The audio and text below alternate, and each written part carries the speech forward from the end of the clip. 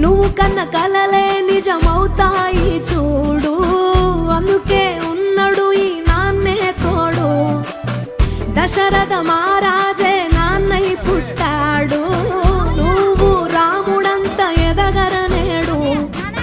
చరితలు ఎన్నడు చూడని మమతల గూడే వీధిరో, సంపద అంటే ఏదో కాదురో, ఇంతకు మించి